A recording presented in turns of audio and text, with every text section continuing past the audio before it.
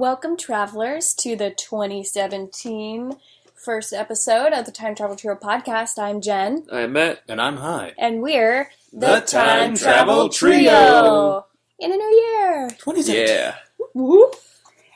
We've now spanned three Calendar years. Well, Whoa. yeah. I mean, yeah. 15, 16, 17 now. True. It's exciting. Yeah, we had our first full year. Yeah. Happy New Year. Happy New Year. I'm just kidding. We're recording this before the New Year, so this is funny. I'm trying to pretend like I'm like, wow, How was your New Year? What's your resolution? Oh, my resolution is Yeah. to drink more.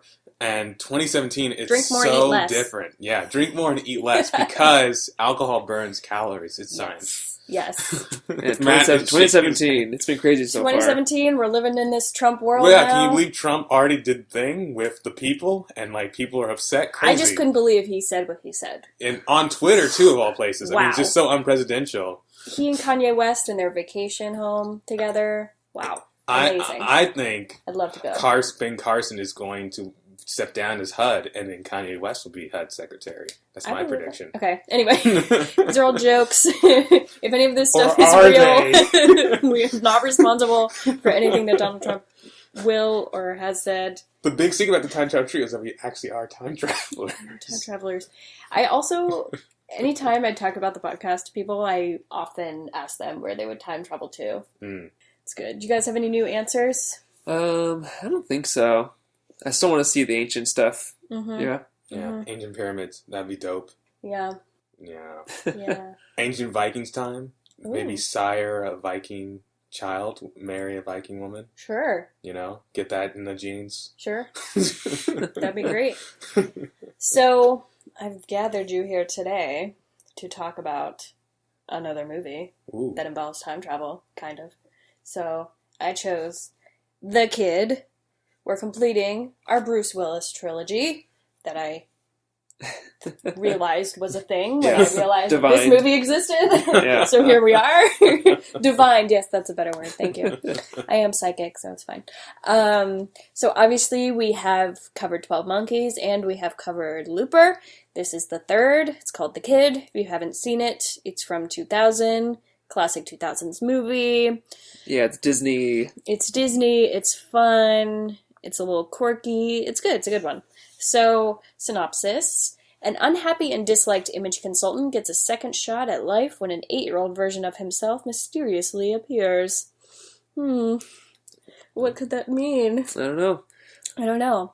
It is interesting. Our last episode we did Muppets Christmas Carol, and he's kind of starts out a little Scrooge-ish. Yeah, He's he a is little pretty bit like all about work and has no family. No one likes him. It's very kind of harsh the to his same- clients. It's not. This movie's not about Christmas, but if it was, it would be pretty similar. Yeah. Well, I mean, Emily Mortimer's character, Amy, I think, right? Yeah. She kind of isn't sure how she feels about him. She's always like, I think you're the worst, and then you do one thing that makes you think you're not the worst, but then you do another thing that makes you think you are the worst. So, like, at least she is giving him a chance. Yeah. This movie does not pass the Bechdel test. No, that's true. It does She's not. the only. Well, Which is weird. No, 'cause there's isn't it- two There's women two. in the movie, but they. three. The assistant, the anchor, and Amy. The anchor, but none of them ever interact with each other. Yeah. No, which is interesting because isn't this movie written by a woman, Audrey Wells? I'm guessing that's a woman. Yeah. Audrey Wells. I'm guessing she's. What's a woman. going on? I don't know. 2000s wasn't Different time. different time, different era. We were all young lads then. I was a young lad myself. Yes. Yeah. Mm. Very dapper young lad, I might add. I was a dapper young lad. Yeah, I went to a prep school, so it's not far off. You had the time, sure. Yeah. It was plaid, checkered plaid. Anyway, not true. So I like this movie. And I will say I still liked this movie after watching it again, but it will remain to be seen if I still like it after we dissect it. So, Yeah, I've never for seen grabs. it. I didn't know it even existed until we brought it up for the podcast. per usual, Yeah, but nothing's I mean, like, changed in you the know, new year. in the year 2000, I was like 13 or 14, Mhm. so I wasn't. I mean, I guess I still watching some Disney stuff, but I don't know. I just missed this movie. Yeah. Yeah, I saw this on video after the movie came out. And it was one of those movies I remember we watched because, you know, when you had to rent movies. I remember I watched it like at least once or twice over that rental period. Yeah. I haven't seen it in a long time, but I have seen it, I would say 2 or 3 times, maybe. Mm-hmm.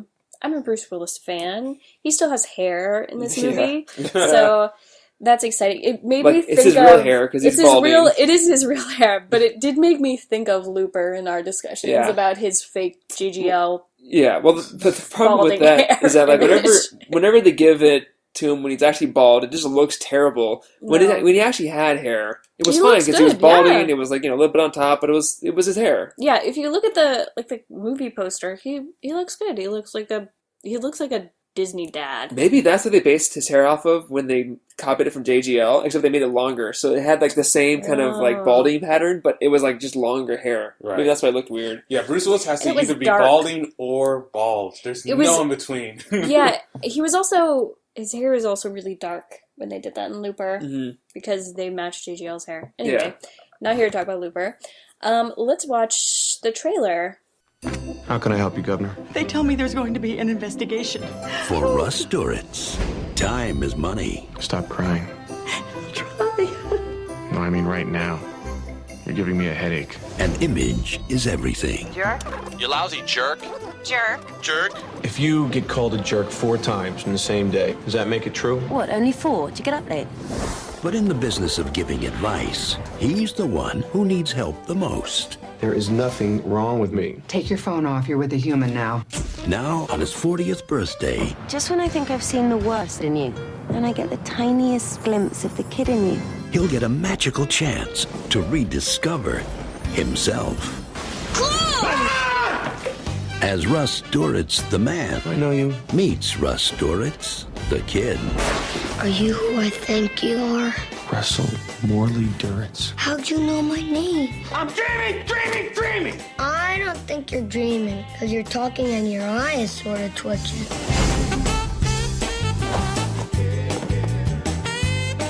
This little boy is me at age 8. I want you to make him disappear. How was the therapist this morning? Do it, Janet.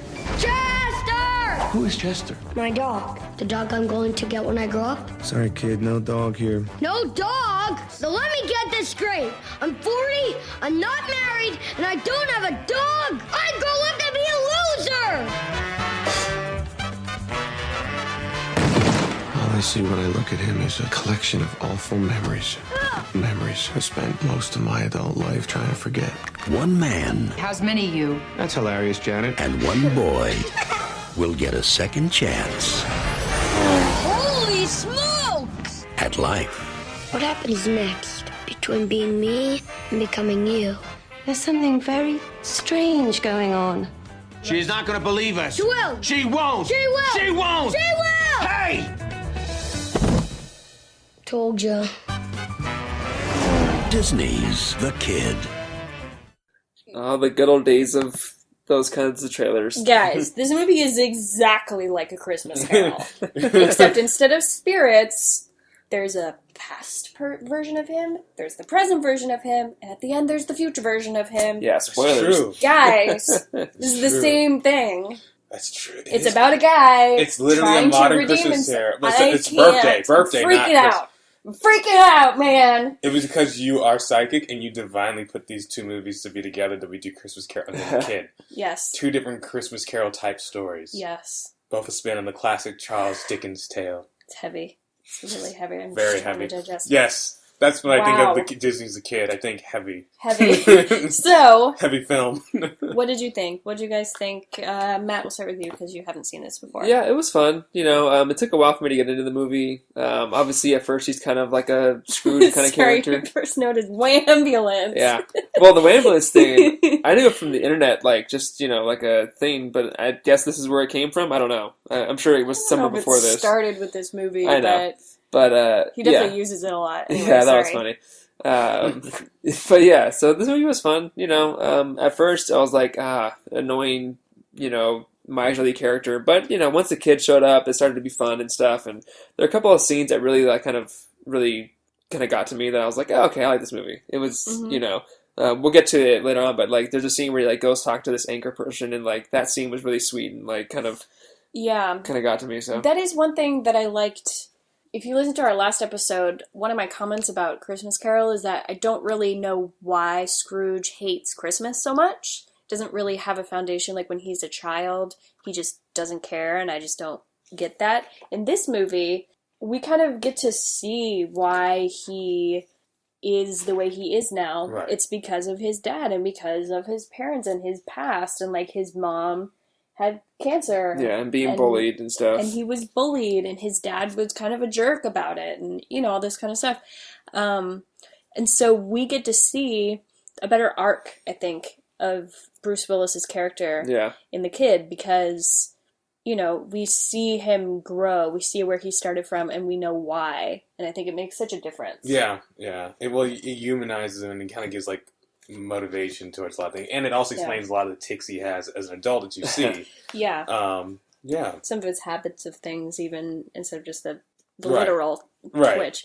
What do you think watching it this time? I liked it. Like, it held up well. Like, I remember watching it as a kid, and as a kid, it's kind of an interesting movie because it's... You were a kid watching The Kid? Yeah, you're a kid watching a kid, and like I was probably like 10 or 11 You're when like, I I'm saw the kid, this. and then now you're like, I'm Bruce Willis. Right. Like now, like now you're turning, and like it's so interesting because as a kid watching the movie, the lesson kind of that I took from it was like, don't let like bad stuff now turn you into a bad person.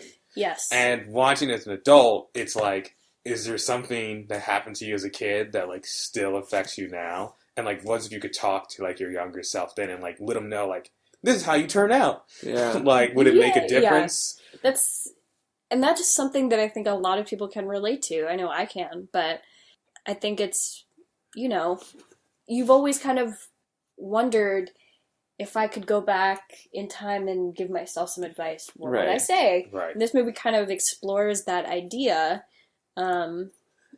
Yeah, and I like it too because the way that they interact is great because they're the same person, but like, you know, at different points. So like whenever the kid asks like, what happens this way? And like Bruce Willis kind of explains, you know, what's happening. And his reactions are great. He's always like, what? Why that? Or like, where's our dog? Or, you know, oh, I go to school for business? Why do I care about business? And so like their scenes together are always great. I like the way that the movie did their relationship because that's what you're watching.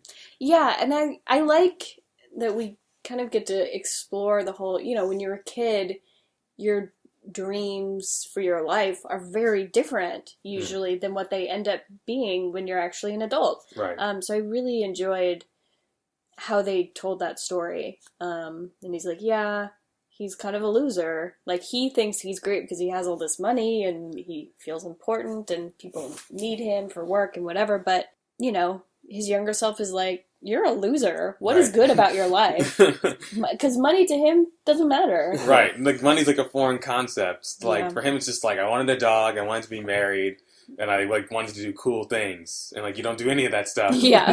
Yeah. Exactly. And actually, speaking of them talking to each other, we have a clip of, this is kind of after he's been there for a while, but you don't really know what the younger version of him is doing there, really. So you don't understand kind of what's going on. And this is where Bruce Willis kind of thinks more about why he's there. What are you doing here? Having French toast, pancakes, and bacon. That's not what I'm talking about. What did you come here for? I don't know. Model airplane? Well, you already got that. And we're still screwed up. We're even more screwed up than we were before.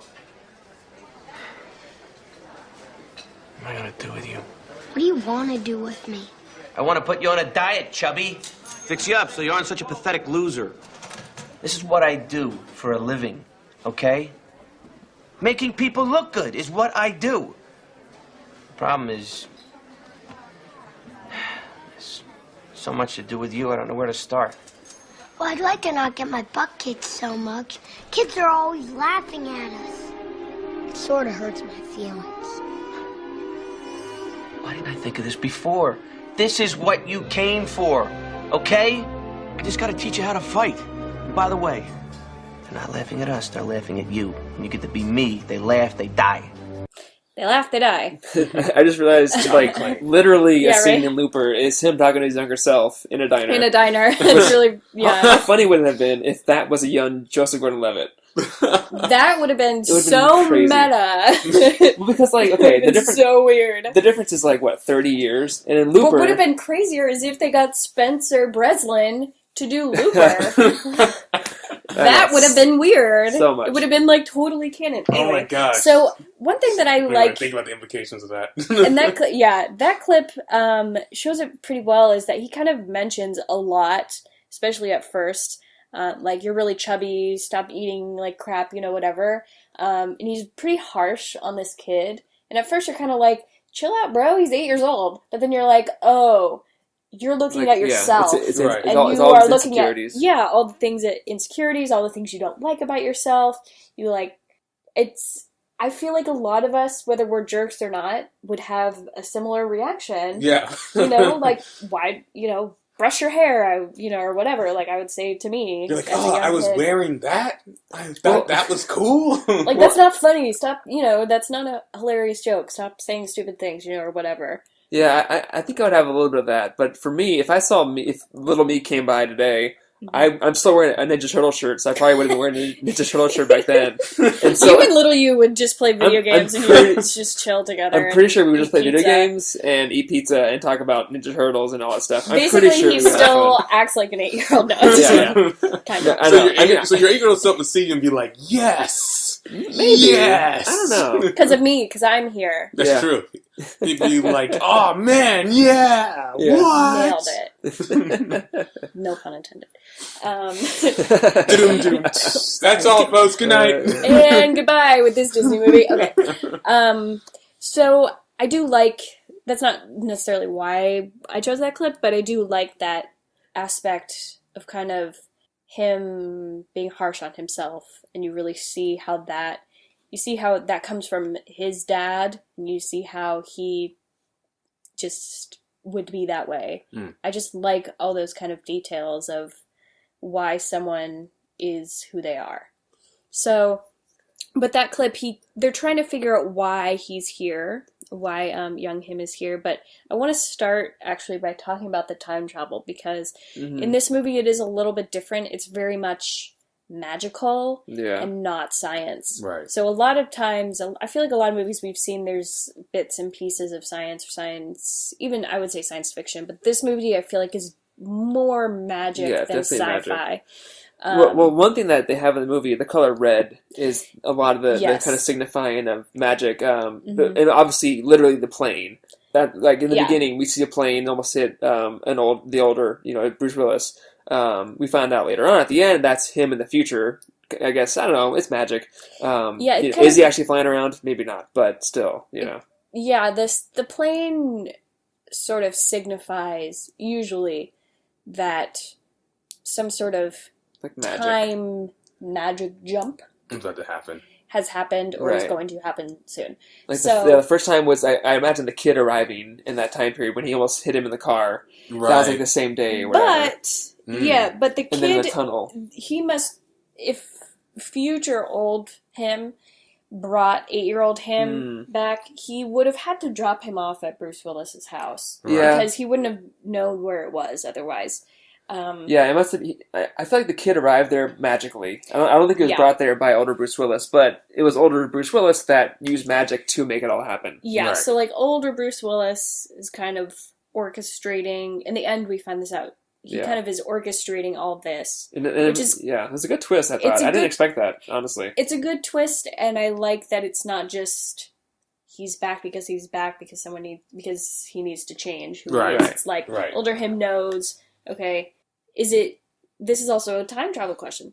Has that always happened? Yeah, I was thinking about that. Bruce Willis says that, like, he blocked out most of his childhood. He doesn't remember anything, really. He kind of figures out more of it as he goes through. He didn't remember doing it as a kid, but who's to say he actually did do it as a kid and forgot about it. Right. Yeah. But at the same time, I just have a hard time believing, like, something like that. Yeah, you would block forget. out. Yeah. Unless it's a sort of a deal that after he goes back to his own time, maybe he forgets Right. what happened, because it's not about young him changing, it's about 40-year-old him changing. Right. So, if young him changes, the older version of him changes as well. So, like, that's not necessarily ideal. Things would be pretty different. He might not be an image consultant. He might not do all this stuff. He might not meet Amy. He might, all this kind of stuff. So, it's like it's not happening all at the same time. And it might be. Yeah. I mean, there's also the argument that it's like metaphysical. Like when after he has like the really like horrible like traumatic experience, he kind of is talking to him. They hug, but really, when you think about it, it's essentially him comforting himself. Yeah, it is. And it's like that's not like someone else came and explained it to him. It's like he explained it to himself. Yeah, he kind of realized it. Yeah. So, and I think that's pretty powerful because it's almost like he doesn't really realize everything about that traumatic event with his mom and his dad and whatever until he saw it as an older version. Right. And so no wonder he blocked it out. So I kind of I kind of believe that his memory was maybe wiped or some sort of, he was like temporarily plucked out of his timeline, placed there till what needed to happen happened, and then he would go back. Yeah, because at the end, when they see old Bruce Willis fly away, he looks down and the kid's gone. Exactly. Yeah. Which is what I think applies to my theory. Right. So, it's like the younger kid's going to go back, and it's like it just all kind of like doesn't remember any of this. Yeah, and it happens when it happens for a reason, I think, because older version of him who's a pilot, he could essentially, it seems to me, he could go back whenever he wanted in Bruce Willis's timeline to make these changes, but he chooses then. Right. So I think that's significant. That's when it happened to him, or that's a crucial when that's moment, like point of no return. Yeah, it's like a timeline split. I think it really was because at that point in his career, even if the kid wasn't there, he would have lost Amy 100%. Yes. Yeah. Like that, she would have never talked to him again if he didn't have the change of heart. Yeah, and I think that's probably the catalyst, honestly, of why he does this now. Yeah. Because he knows what happens, and like he's right at the teetering end of his relationship with Amy. Yeah. And you're right. If he had never gone back and fixed all this stuff, he would have lost her. He probably would have not been the same older person that he was. Right. So yeah, so I like to think that the older Bruce Willis, that's how it always happened. Like, because obviously he's with Amy, so he had the change of heart, ultimately. Yeah. Cool. So it is very magical for how the time travel works. We don't really know. We don't see older Bruce Willis, actually going through and doing this stuff. So we don't know how it works. We don't know if maybe it's like a teleportation thing in the future, or whatever it is.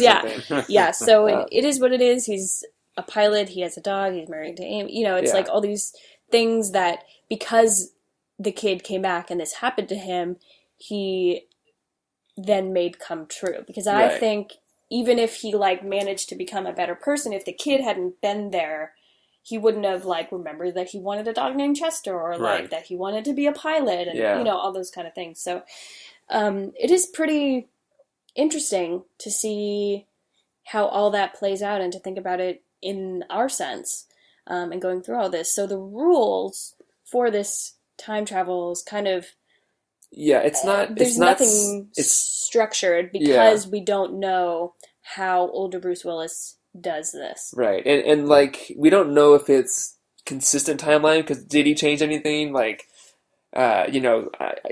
taught his younger self how to fight, and so he then fought back. But then was that different than how he remembered it, or did he just remember it differently? Did he always fight back, or was him being there changed that fight? Obviously, he'll have to fight again. He said, you'll have to fight him again, whatever. So, did he change anything in the past? We don't know for sure. But at least with older Bruce Willis, that's how it always happened, I feel like, because he's with Amy. Yeah, I do think, though, that... Oh, I see what you're saying. Was the past changed? Because in the future, that's how it happened. So it's kind of we're not sure if it's consistent or not. Because I'm thinking about the fight when he's 8, because at one point, older Bruce Willis goes back to 8-year-old Bruce Willis's time somehow, and he helps him beat up the bully, or not literally, but he fight back. Yeah, he shows him how to fight back, and so he wins that fight. So in Bruce Willis's mind, he always lost, or he lost that fight. Right. So maybe that's how he... I would not think it's that much of a stretch to think that maybe he remembered losing because he still ended up going to the principal's office and all that stuff with his mom still happened. Exactly. So in his mind, it wasn't like a victory, like, great, I won, and great things then happened, because it's still kind of, nothing changed. Yeah, that day in his mind as an adult is, I got in a fight, I went home, my dad yelled at me. I got in trouble at school, I got in trouble with my parents, you know, so, like, I don't think it's that much of a stretch to think that he always won, but in his mind he thought that was a lose. Yeah, which is why it could be consistent, because he could have been there. You know, he could have always been there. And so, you know, I like to think that it was in this timeline. If I think that he was always there and stuff, then it's consistent to me. You know? Yeah, it is consistent. I'm trying to think if there's anything that kind of negates that theory, but not really that I can think of. I don't think I mean, you remember things as a kid differently as an adult.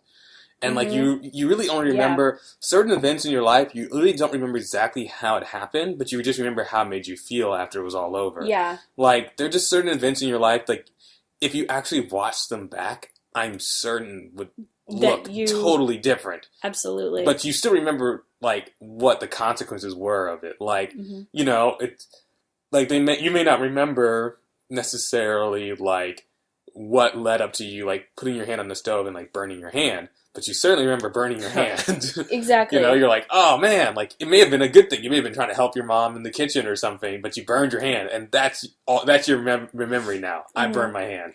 It's almost like when you look at an old photograph of, like, your 8th birthday party, okay? And you have seen that photo as an adult, and so you, in your mind, remember that event, but really you kind of just remember the photo and know, okay, I was there, I remember that happened. Right. You don't necessarily remember the details memory of being there. So, yeah, I think that's a good theory. So, well, yeah, also, I think, touch on the magic thing, there's a Dinah that reappears, it vanishes, it moves around, it vanishes. Yeah, that's what I was It's like kind of outside time. Stop stealing my brain waves. I was going to say, other than the plane, the Skyway Diner appears, disappears. Yeah, it moves around. It's almost, and like, on that note, Jen noticed that even before she spoke, that it was Melissa McCarthy as the waitress. Oh, yeah, it was like a weird, I don't know how I remembered that, because I honestly have not seen this. Yeah, but like, I have honestly not seen this movie for a very long time. This movie came out in 2000, which is just when Gilmore Girls started. So it's like the same, like season 1 of Gilmore Girls was 2000. So. Right. But I don't know, I just like knew as soon as I like saw from a distance, I'm like, oh, I know that's Melissa McCarthy. Yeah. It just was like cool. And also on the note of cameos, did you see Matthew Perry? Oh my gosh, you're right. Oh my gosh. There's a scene when after the kid has arrived and Bruce Willis is in a diner with like this really it's like a posh golf club like kind of hairy, place. And the guy, he's like sitting with a really hairy hillbilly guy with like a huge, he looks like he's from ZZ Top or something. Yes. He looks like a Duck Dynasty guy. Yes. So he even has like kind of the dirty glasses. Yeah. It's, so that character is actually Matthew Perry. So if you look, there's a close-up of his face that, like, once you know that you're like, oh, that's totally him, and you can kind of see it. And, like, when we were watching it, and before the close-up, I was like, I'm pretty sure that's Matthew Perry. Sure enough. And there it was. I'm pretty sure I remember that from, like, one of those TV shows, like Extra or E.T. one time was, like, doing a special, and it's like, oh, hidden cameos you never knew. It's it's like that Tumblr of I Spy a Famous Face. Yes. Yes. That sort of a thing. Well, Matthew Perry and Bruce Willis did like the whole 9 yards and all that jazz together, and also Bruce Willis guest starred on Friends for a while, so it's pretty reasonable. Like Matthew Perry's like, they're just like friends. He's like, I just want to be on the movie. Yeah, I'll do it. Yeah. Yeah, I put in my notes the Skyway Diner is a transportation hub. Yeah, it's like outside time. We don't know. It looks like a thing from like this, the 50s or whatever. So I feel like it's outside time because when they saw old Bruce Willis, he was leaving the diner. So I feel like that's maybe like. But like tied to the magical. It is. It's kind of in the future. It's more magical, which I like. Yeah. I liked too that there were actually people in the diner. Yeah. Because I feel like a lot of movies would have it empty. Yeah. But I liked it was always crowded full of people. Yeah. And I thought that added a little bit to it. Well, you when you say transportation hub, you I'm not sure if this is what you were insinuating, but do you wonder if other people are on their own time travel journeys in that diner? That's not what I was insinuating, but I like yeah, that. I had that same thought right before you started saying why it. would he be the only one who could do this? Right, like maybe there's other people, like because it's Wow. like why just make it Bruce So- Willis? He's so important. One's if like a lot of other people get People this using shit. magic and stuff. Okay, so here's my theory.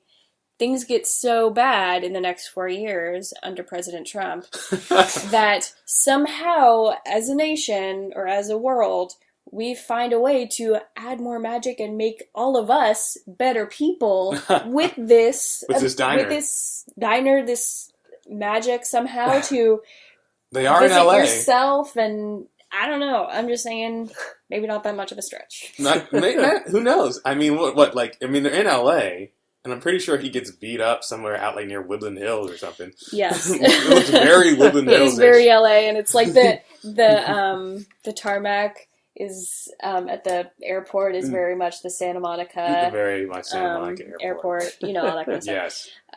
So I'm gonna skip over the scientific accuracy because magic. So yeah, I mean the one scene that we actually see them travel in time, they're going through the tunnel right by the Griffith Observatory. I think that tunnel, and as they exit it, there's Back to the Future music. Oh And yeah, I then- did want to mention that. and did then you hear that when you watched? No, I didn't hear that. It sounds very much like Back wow, to the the Future score music. is very much. It starts with it, and then it turns into like some like It like frumpy skips to Disney another song, but listen to it. It's like dun dun dun dun dun dun dun. I still have it on my rental, so I'll have to watch that scene now. listen to the score, or just like find the score online.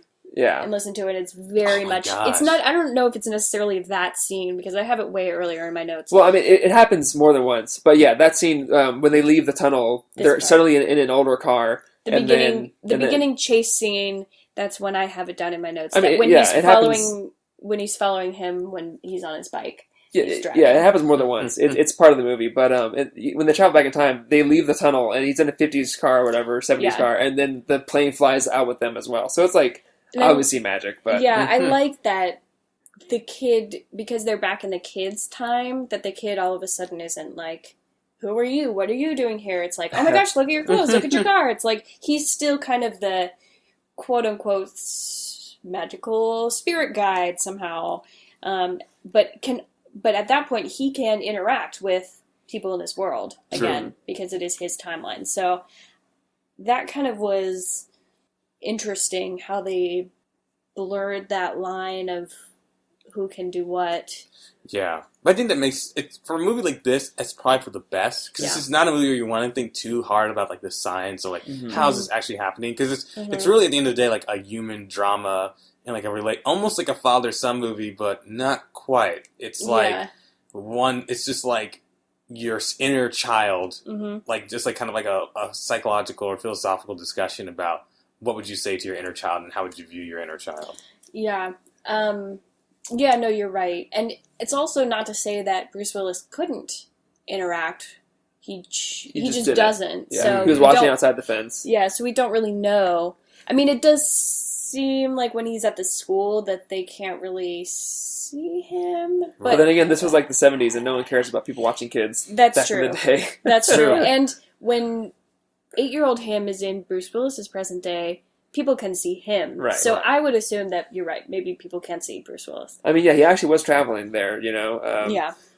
This movie also was one thing that we don't see all very often is someone totally accepting the time travel as soon as it's explained to them. Yeah, it's pretty rare. Yeah. Yeah, they're all like everyone is pretty like just like okay. Because it's like, it's proof enough, I guess, when they see them together. Mhm. Like, I think the assistant plays along for a little bit. Yeah, who is Lily Tomlin, who is like a classic Mhm. comedic actress. She's great. She's always Yeah. good. I don't really buy that Amy is just cool. I get that, like, she thinks, I don't know. They play it off and, like, try and give explanations of what she would think before that. Right. So, like, by the time she gets there, it's like, well, there's nothing else it could be. It's this. Right. But it still, to me, is a little, it's a little bit of a stretch. A little simplified. Yeah, but I do, on that note, so in the beginning of the movie, he's on a plane with is it Deidre. who's what's her face? Oh god. Jean Smart. Yes, thank you. I was like, couldn't find it. And he gives her image consulting advice for free or whatever, and she's like, okay, he's a jerk to her, obviously. He's like, she says, I'll owe you a favor one day, whatever. And so he sees her on the news weeks later or whenever, and he goes, because apparently in 2000 it's really easy to just go on a soundstage and visit people and whatever. So he goes, he's like waiting for her, and he just kind of I'm her image consultant. Yeah, he just kind of needed someone to talk to, and she is a good listener. Yeah, this is after he kind of was a dick to Amy, and she was going to leave him. Oh yeah. Mm-hmm. If what you're telling me is true, that has got to be the strangest thing I've ever heard. Makes perfect sense to me. It does. Why wouldn't your 8-year-old self time travel here to give you a hand? I mean, you're obviously in trouble. He'd straighten you out. You think he's here to straighten me out? Oh, of course. You didn't think it was the other way around, did you? Maybe he's here for you to teach him some things, but maybe he's here for you to remember some things. Ever thought about that? Not until just now, no. So I really like that scene. She kind of, it's not necessarily that she accepts that it's true. She doesn't, because I think she kind of is playing along, but she kind of is like, okay, I believe that maybe you are actually seeing an 8-year-old version of yourself, whether it's true or not. Right. I believe that you think that. Right. And so she's not like pitying him and like giving him advice. She's like, okay, then if this is what you're seeing, it's probably for a reason. Right. And that's one thing I really like about her character, and I wish that we could have been able to see her a little bit more. Yeah, she needed more screen time. Yeah, because I thought she was great. And that whole scene, it's also longer. She like talks about what she would do if she saw her younger self. It was pretty fun. Yeah. But I liked that she kind of helps him, like, why do you think it's about you helping him?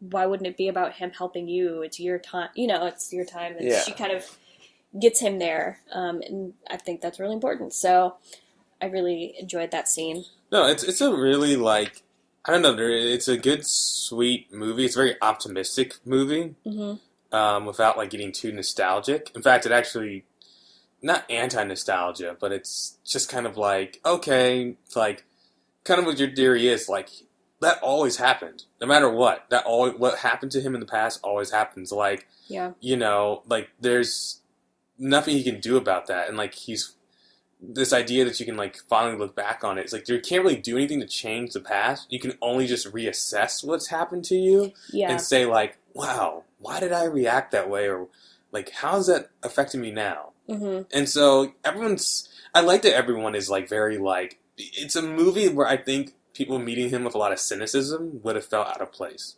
Yes. And so it kind of works that everyone just decides to go along with it. Probably, they might think he's having a nervous breakdown. Yeah, but it's a lot of people giving him the benefit of the doubt, though. Right. You're right, though. I like that it's not about changing the past. It's about learning from the past. Yeah. Which is a great message and a great way to tell this story, in my opinion. Cool. So, yeah, clothes and sets is very 2000s. I love the giant earpiece. Yes. To, like, for a cell phone. Yeah, it's also, like, we also saw a glimpse of the 60s, the late 60s, I think it's 68. Yeah. So it was 32 years if he's turning 40. Mm-hmm. So.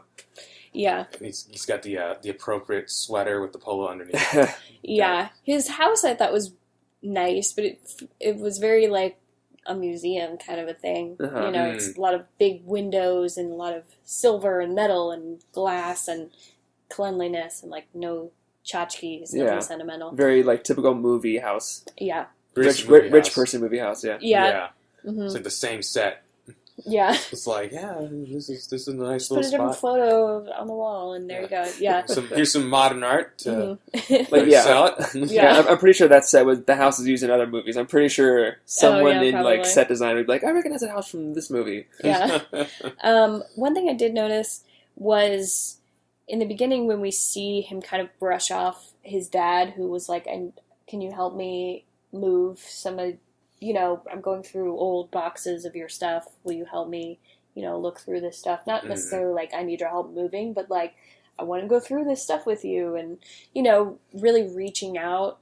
And he's like, well, I sent you money. You can get movers. That'll be faster, whatever. My time is more valuable than that. Right. But it reminded me a lot of the relationship with the dad and Click. Oh, yeah. Oh, yeah, yeah. It felt very That's true. similar of like, it kind of didn't end up being that same lesson. A little bit. Obviously at the end of the movie, Bruce Willis does have a new appreciation for his dad. Right. But it wasn't really about him mending that. It was really about him becoming a better person in general, which I think is stronger than how Click told it. But anyway, I just thought that was kind of Well, funny. yeah, Click's ending, I know we talked about Click before. If you haven't heard our episode on Click, go back and check it out. But Click's ending is definitely more, even though it's sad, it's definitely more manipulative of your emotions than this. That's not to even cheapen Click. I'm not, like, harping on it. It's just, like, Click, it is the music, the way it's shot. Like, it is, you're supposed to feel really sad for Adam Sandler and Henry Winkler. This one, it's kind of not, they don't make it as cut and dry. Like, his dad yells at him and, like, is kind of mean to him. Actually, not kind of, he is mean to him. He's Like, kind of, you feel almost, sorry, I'm going to interrupt you, but No. you feel almost a little bit conflicted, feeling like you feel bad, but then you're like, oh, but he kind of was a jerk to him. It's and like, it's real. But then it's also, it's realistic. It's also like, well, that's how his dad was coping with what was going on with his mom, but it's also like, that's not an excuse. So it's like, it's very, you're right, it is very real. It's not just one note, like how Click is. Right, no, yeah. He even when he comes back and he's sad, he's just like, he doesn't excuse his dad's behavior, but he also gives the younger version of himself insight. He's like, he's just scared because he doesn't know what to do now that your mom's about to, like, die. And, like, it's a really well done scene because it feels like somehow a father who was, like, maybe not the best at, like, displaying his emotions would treat it. And Which in the 60s, it's probably way more common than anything. Oh, yeah. And it's, I also thought when I was watching the scene where he tells, like, him, like, don't cry, I also felt like it's also probably the dad, like, talking to himself. Kind of like a parallel. Like, they're both talking about their insecurities, but pushing it onto, like, the younger version of Bruce Willis. And he's like, don't cry, and, like, everything. And, of course, you see him, like, develop the twitch after that and all that jazz. Yeah. No, you're right. Yeah. I appreciate that. It's a strong scene. It's a very strong scene. Like, anytime I think of that movie, I always think of that scene. Yeah, me too. Because you're like, oh, wow. Like, Just emotional, yeah. So, one thing I had a question about was when 8-year-old him, I guess we kind of touched on this, if like it always happened, but like, is there an 8-year-old him that's just not there?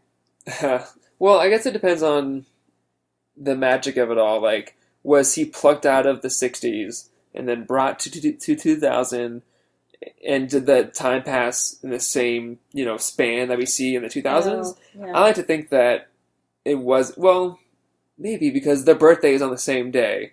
So the kid realizes his birthday's coming up. So, I don't know, maybe he was plucked out right before his birthday and then dropped back in on the same day in the 60s. I don't know. But the younger version himself would technically still be there because his younger version's already done all those things. So it'd just be like, he'd just be plopped kind of right back into, like, timeline. Yeah, that's true. He I mean, left yeah, and came back maybe at the same time. Yeah, I think that's what happened because, like, I think when he arrives, he says, my birthday is coming up too, or whatever. I don't know. There's some talk about their birthday. Like, how old are you? Oh, I'm almost 40. How old are you? I'm 8 or almost 8. I don't know. Almost 9. Something like that. And it's not like he's in present time for a long time. Like, he's in there for, like, a day, maybe 2. Yeah, well, I think it's a few days. We saw at least a couple of nights. Yeah. Yeah, you're right. It's a couple of nights. It's probably like a week or something. Yeah. So I feel like those are all my notes. Would you want to experience seeing yourself? We didn't do that on the last episode, now that I think about it. Well, it's a mini. It's a mini episode. It's brief. For the sake of sanity, would you guys want to experience Scrooge's journey? Scrooge's journey in Christmas Carol? No. Well, if I was Scrooged, yes, because then I wouldn't. True. be sent to hell. Yeah, that's true. Yeah, true. Now, if I was a Scrooge... Plus, I also want to see ghosts, so yeah. He's golden. Okay, so for this movie, I agree with you. I'd do it this if I would be was fun. Scrooge. For this movie, yeah. I don't know. I don't know if I have enough perspective at this point in my life that if my younger self came, I would know what to say to him. We'd have to get back to you. I'd have to get back to you when I'm 40 and then decide if I would want to do that. Unless I was about to make a horrible mistake that would keep me from marrying the woman I was supposed to marry. Then my younger self can come and be like, I don't know what my younger self would say to me, though. There was an episode of Buffy that... Ooh, we could cover that one. There's a lot of episodes of Buffy to cover, but there's an episode when Xander is about to marry Anya, and his older self comes and stops him because it would be a huge mistake. Huge mistake. I forgot about that. So, here's my plea to the universe. I'm about to make a huge mistake with a woman. Please send my younger self or older self, whichever one will be more effective, probably my older self, to be like, yo, don't do that. I feel like you'd listen more to your older self than your younger self. I feel like my younger self would be so reminded how goofy I was. I still am, but even more so. Well, I mean, I always said, like, if I saw myself in the future, I would, like, pretty much, like, I'm sure that was something I could say to myself that only I would know, that I'd be like, oh, yeah, you're obviously me, right away buy it. If it was kid version me, I don't know if I'd recognize myself immediately, because I don't really see myself as a kid a lot. But obviously in this movie, if I did, I'd be like, oh, hey, let's do fun things like we normally do. Yeah. I if I felt it was needed, I would want to experience this time travel. I guess I'll put it that way. Well, Bruce Willis didn't think he needed it, but he did. Sure. Well, not up to present me, but future me. Gotcha. Okay, so... Do you guys have any other notes that we didn't... Yeah, there's a scene where Bruce Willis is going to go see one of his clients, who's played by Chi McBride, to help teach his younger self how to fight. And I noticed in the fight that, like, he was, like, roughhousing with his younger self. Like, he put himself in, like, a leg lock or something. And I was like, well, it's obviously a stunt double because he wouldn't do that to the actual kid.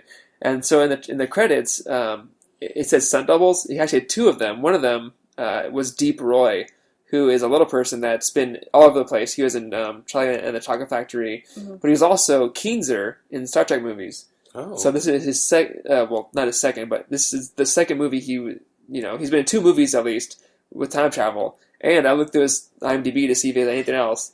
And he's actually one of the gorillas in 2001 Planet of the Apes, which technically is time travel, I guess, if it's the same thing as the original Charlie and Heston movie. So he has his own little mini trilogy, I guess. Technically. That's nice. Yeah. Hey, my note is I love the little end of the credits because he's asking his older self, like, why does the moon sometimes turn orange? And then the credits, they're like, yo, this is why the moon turns orange, just in case you were wondering. I'm like, Yeah, that was kind of fun. Yeah, that was nice. fun. Nice little it was because the light travels or something. Yeah, it's the same reason why on sunset we see all the different colors in the sky, because it's the light bends, because it goes to the atmosphere and it hits the air different. Thanks, the kid. Thanks, the kid. And Foreman for teaching me that. Sure. One of my notes was about the dog. So at the end of the movie, he brings Amy a puppy. Obviously, they're going to name it Chester, but like older him from 30 years or 30 something. years. Also has a golden retriever named Chester, so we were like, does he just keep getting golden retrievers and naming them Chester? Yeah, maybe like it's just Chester Jr., Chester the Third. Yeah, it's obviously not the same dog, unless the magic makes the dog last. That's true. Maybe forever. If that is the case, give us that technology. Yes, dogs deserve to live longer. They're great. They probably deserve to live longer than people, to be quite honest. Yeah, I agree. Just like birds and turtles. Mm-hmm. And sharks. That Greenland shark they found, it's like hundreds of years old. Come on, man. Golden retrievers should live to be like 100. But then again, their masters are down to be sad. So like 70. Yeah. Or like even just like more than 15. Yeah. Just like old for a golden retriever. Yeah. Anyway, on that light note. We're just saying. We love dogs. I think those are all my notes. Yeah, that's pretty much it for me. So let's do final reviews. So movie rating. Hi, do you want to start? Sure. I think as a movie rating, I'll give this actually a higher grade than I thought I was going to give. I'm going to give it a 7 out of 10. Because, yeah, I mean, there's some imperfections, and I know some people complain that, like, it's maybe a little too corny and hokey, but I kind of like that. It was just kind of a sweet movie, very different performance from Bruce Willis. It looked like he had a lot of fun doing it. And it just kind of, like, it's a great question. Like, it's a great question to ask yourself, and it definitely made me, like, reflect on a few things while watching it, which is hard for a movie to do. So, yeah 7 out of 10. Yeah, I'm going to give it an 8 out of 10. I like this movie, even after we just dissected it. And I think it's fun, it's light, it's easy to watch, it doesn't feel too long, It's a good cast, too. It's a good cast, it's a good message, a good story. It is a little, like, hit you over the head sometimes, but it's not that bad, and it's enjoyable to watch. So yeah, 8 out of 10. I agree with you guys on those points. At first, I wasn't feeling the movie, just like in the first act. But, obviously he's being a jerk, so, what to expect. But, yeah, by the end of it, I liked it a lot. I have a good feeling about it now, so I'll give it a 7 out of 10 as well. Yeah. So time travel? Time travel, I mean, it's hard because it's magic, and we're so used to doing something that's, like, science-y. The time travel is relevant. It doesn't make a lot of mistakes because it doesn't really ever explain it too well. Mm-hmm. But at least it's consistent in a certain degree, and there's some kind of nice implications. So I'll give the time travel, like, I can't give it a 1 because it's a little bit more heavy than that. So, like, I'll give it, like, a 2 out of 10 with the time travel. Yeah, I'm going to give the time travel a 4 out of 10, actually, because I like that, the kind of, whether they were this thorough with it, I don't know, but like how we kind of dissected things with the timelines and the whole loop of it always happened, all that kind of stuff. I really liked that they told that story, and you're right, it is relevant. So yeah, 4 out of 10. Yeah, obviously it's magic, which, not science, but, the movie did a lot of stuff well with the time travel that they did. So the stuff with him going actually back to the 60s was cool. The fact that it kind of makes sense if it's all consistent. The fact that they revealed that it was his older self doing it all was really cool. So they did some really cool stuff with it. So I'll give it a 3 out of 10, Yeah, so not bad. So Rotten Tomatoes has given this movie a 49%. Critics find the kid to be too sweet and the movie's message to be annoyingly simplistic. I get that. This is another one of those movies that came out kind of before Rotten Tomatoes existed, so I feel like that kind of skews it a little bit. Yeah. Like more recent movies, I feel like the tomato meter, as they call it, is a little bit more accurate than older movies that aren't necessarily rated by everyone. Right. And like you're looking at, and could be looking at this now compared to like when it came out at the time. Yeah, there's more weight when you review it, like, posthumously. And it did get 2 thumbs up, which is like, for me growing up, that was like, got 2 thumbs up. God, it used to be so simple back then. Yeah, right. Like, I didn't care about the tomato reader. The Siskel and Ebert, like, it was think just it was them. good. Like, Yeah. Thumbs up. Like, that's all you need to know. Like, I know. all you need to know. Did And, they like, give it 2 thumbs up? Did one of Trailers them give it 2 now, thumbs? have you seen this? Trailers now use a Rotten Tomatoes percentage in their trailers, Yeah, and they say, like, as of whatever date, it's at that. Not that I dislike Rotten Tomatoes, because I think it serves a purpose, particularly when I'm on the fence about a movie. Yeah. But you should never if you're a film person, you should never let Rotten Tomatoes control if you go see a movie or not. I had a friend who, if she's listening to this, she will know who I'm talking about, but I had a friend who dated a guy once, not dating him anymore, but dated a guy once who only watched movies that were like 80% or above rated on Rotten Tomatoes, crazy. and like genuinely refused to watch movies that were less Get than over something yourself, like bro. ridiculous like that. Just yeah, Like, live your life. It's just like, that's crazy. There's so many great movies that don't have it anywhere close. There are movies nominated for Best Picture that don't even have fresh ratings on Rotten Tomatoes. Yeah. So, like, that's not a good way to judge life. No. Or your filmmaking going experience. Yeah. So our next episode is Hyde's pick. What'd you choose for us? I chose an animated film, which is currently on Netflix, called Justice League: The Flashpoint Paradox. Yes. It is an animated film. It's kind of one of those, like, hey, it's a cartoon, but it's much more adult and violent than a normal cartoon would be. Yeah, like Marvel and DC, they have a bunch of movies that just kind of are, direct to video, whatever. They don't come out in theaters. But this one I've actually heard about multiple times from multiple people that saying it was like actually a standout movie to see. It isn't like, it stands alone, I think, right? Yeah, it stands alone. You do not have to have been like reading many of the comics or anything. If you kind of have an idea of the characters, you'll probably get a lot of enjoyment out of this. If you've watched the Flash TV show, this is kind of a much more dark and different take on that same kind of storyline, the Flashpoint. Got some pretty cool voice talents too. C. Thomas Howell's in it, so is Michael B. Jordan. Yeah, I'm looking at that. So pretty cool. it's a pretty cool.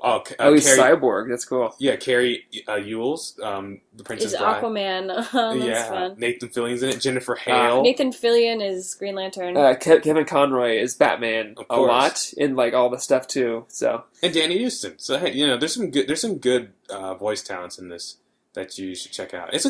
I've seen it before, and I enjoyed it when I saw it. Jennifer Hale too. She's always Gotta love Jennifer Hale. Mass Effect fan, so I'm a big Jennifer Hale fan. Yeah, I have not seen this, but I'm excited. I'm a big fan of Flash TV show, so I can't wait to watch this. Yeah, me too. I think Jen and I are on the same page. We see the Flash TV show and we love it, but we haven't seen the actual Flashpoint from the comics. Right. Kind of how it plays out and how it's different from the TV show, how they did it. Yeah, so that'll be fun. Great. So that is for our next episode, and we are inching closer to starting TV shows, but for now we're still movies only. But I will say it's on the horizon. If there's TV shows that stand out, other than obviously the big ones, Lost, Heroes, Doctor Who, that kind of stuff, that you feel like are strong time travel, let us know and we'll look into it. And even if it's like one episode, we mentioned Family Matters. They do everything in that show, but there's even a time travel episode there. So like even one episode of like a one-off show too, those count too. Yeah, there's a lot of TV shows actually that have touched on time travel at least once. So it doesn't necessarily have to be the whole show. But yeah, if there are any Twilight Zone episodes, let us know, because I don't know all Twilight Zone episodes, but I'm sure they touched on it at some point. Oh yeah, they've done time travel. Yeah, for sure. Great. So our social media, we are at Time Travel Trio on Twitter and Instagram, and we are the Time Travel Trio podcast on Facebook, so like us on all of those. We're also on iTunes, SoundCloud, and Stitcher for free, of course. So rate, subscribe, review, and follow us, and stay updated with all of our new episodes and all of our words of things. Words of things, that tweets. We say. Yes. Tweets. Tweets and Insta photos and whatnots. Personal, I am at Jen Marlis on Twitter and Instagram. I'm at Robinson is Hyde. And I'm at Foreman in Space. And with that, we are out of time.